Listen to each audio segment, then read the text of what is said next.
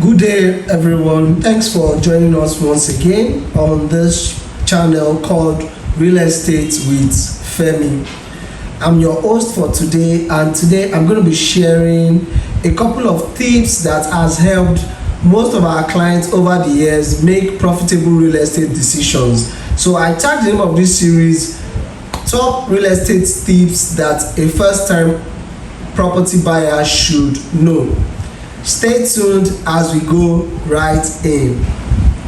Welcome back. So like I said earlier, today we are going to be talking about tips that a first-time property buyer should know so that you can make profitable property purchases. And so the very first tip I'll be talking about is research the market. The company is called Capitalfieldsrealtors. We cover Lagos State. To be specific, we cover most parts of the Lagos Island metropolis. As a first-time property buyer, you need to do a proper research of the market. Which area in Lagos would you like to buy your property? And what kind of property are you looking to buy? Do you want to buy property for investment, or do you want to buy property for residency?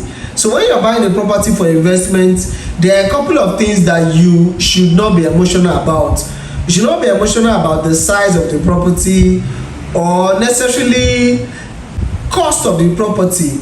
All you need to do is just to run your numbers. Or if I'm going to buy this property at 50 million, what is my likely return on investment per annum? What is my likely return on investment per week or per day if I want to place this apartment on shortlet? So that would inform your buying decision, because those are the parameters you need to look out for. You might not necessarily be able to live in that kind of apartment, maybe because of the size of your family. It might be a lady or a man with a large family buying a 2-bedroom apartment in a place like Lekki. We know that for a large family, you won't necessarily be interested in moving into that apartment because it's just a 2-bed. Probably you are used to having a 5-bedroom mansion or a 5-bedroom bungalow for your accommodation needs. So you should not allow that mindset prevent you from investing in something smaller than where you live in now. I see clients make this mistake at times, especially when they are living presently in a place like the mainland and they are thinking of investing on the island. They'll just come for inspection and they'll be thinking about it. Well, I live in a 5-bedroom duplex in Yonopaja or in Okorodu or in Ebeda or even in Magodo. My house is so big, my rooms are big, my compound is big, and I paid so amount for the property I'm living in just 3 to 5 years ago. Why should I pay something almost similar to that to buy a 2-bedroom in a place like Lekki Phase 1? The thing is that you are buying that for investment. As you are making that purchase, somebody right now is in the market looking to lease the property you are about to buy, because there is an overwhelming demand for people that just want to live in that particular location because of what they do or because of business. So when somebody like that is interested in a location like Lekki Phase 1 comes around and he sees something within his budget, either for lease or to buy, he's not necessarily going to be thinking about getting a massive house. If he had needed a massive house, he would have just said, okay, let me be in a place like the Lagos mainland. But on the island here, you have to compromise space in favor of location. That's just the way it works. So at the moment, we have 2-bedroom apartments. Tastefully finished apartment in Lekki Phase 1 selling for 150 million naira per unit. And for that same 150 million naira, we can easily get to a 5-bedroom fully detached duplex in Aja. You can even get to a 5-bedroom fully detached duplex in a place like Orchid Road. You can even get to a 5-bedroom fully detached duplex in a place like Ikota. But your needs per time is what would inform your buying decision. What are you buying this property for at the moment? The same thing applies to land investment too. Paying for a plot of land for 200 million might not appeal to somebody, and it might appeal to somebody else. Somebody else can be willing to pay for a plot of land for 200 million in a place like Lekki Phase 1 in favor of his plans. Possibly he's thinking that in the next 3 to 5 years, I'm thinking of flipping this land for profit. I'm thinking of selling to somebody else that will be interested in buying to build in the next 3 to 5 years. I just want to have this as a store of value, which is a very good idea. I've not seen anybody that loses out when it comes to land banking investments, especially in a prime area. So when I say a prime area, I'm saying an area where people are already developing, that is already fully developed.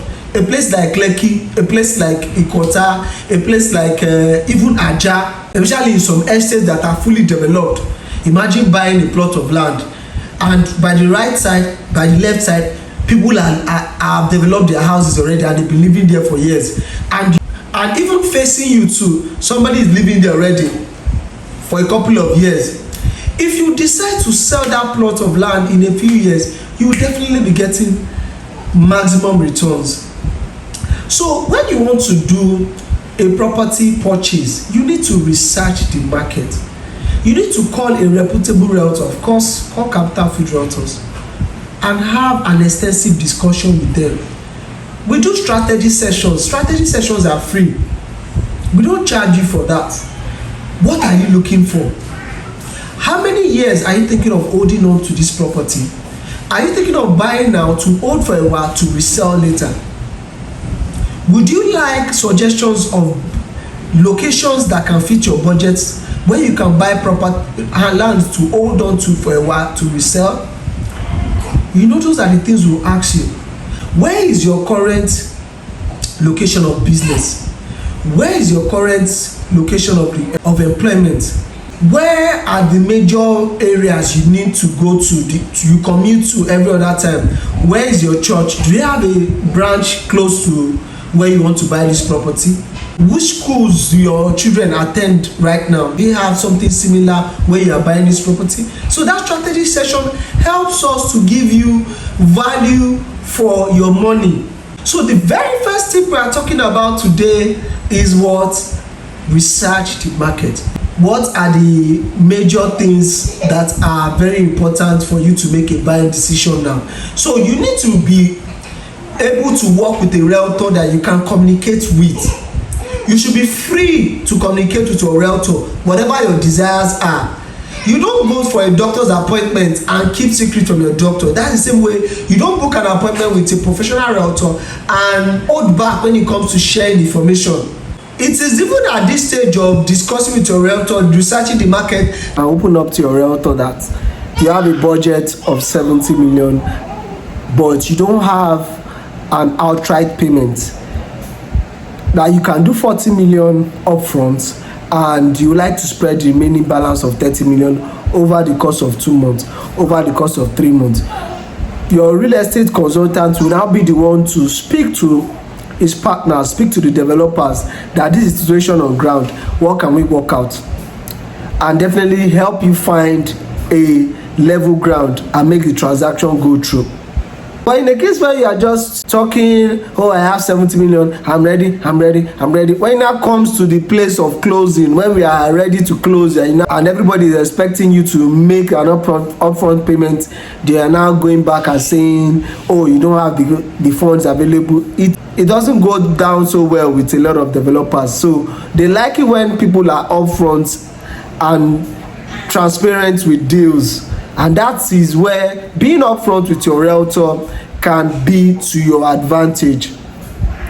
So at this point of researching the market is where you even get to discuss with your realtor what are the things that you are trying to achieve. I would always advise my clients that instead of you spending anything above 100 million on a particular property for cash flow, split that 100 million into tranches of 2 parts. Property selling for 50 million, getting you returns instead of having just one property of 100 million. And it makes a lot of sense that way, especially when we are talking about cash flow.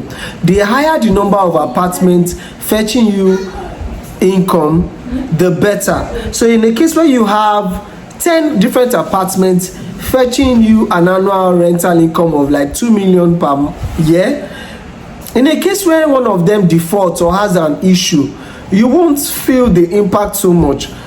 Unlike a case where you've invested the entire 100 million on a particular property and you lease it out to a family, and for a reason or the other they are not able to meet up with their obligation in a month, then they are going to affect your own financial planning as well.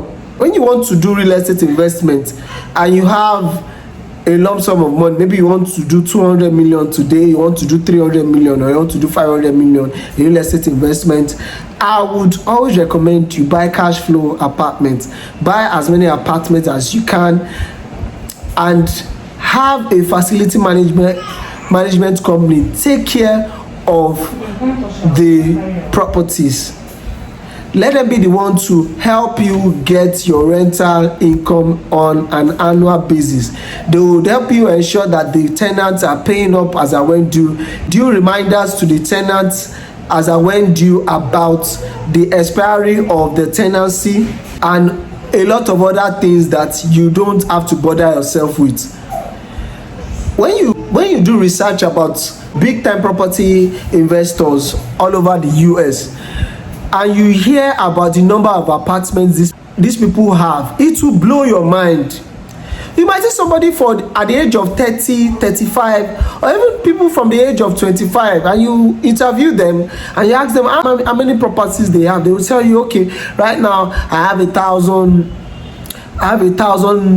two-bedroom apartments, I have 500 one-bedroom apartments, I have 300 two-bedroom apartments, I have 50 one-bedroom apartments. You know, for them to have gotten to that stage, they've definitely been able to take advantage of a system, but definitely have somebody that is in charge of getting the rent from different tenants and managing the entire property. So you can actually buy as many properties as you want in Lagos, buy as many apartments as you want, and have a property management company take charge of that. They will just remit the funds to you and you pay them a commission or an agency for that service. That is all. So if you have any questions about the topic of today, ensure you send a DM, reach out to us from the number you can see on the screen, or comment below, and you can be sure that we are more than ready to answer all your questions. See you on the next clip.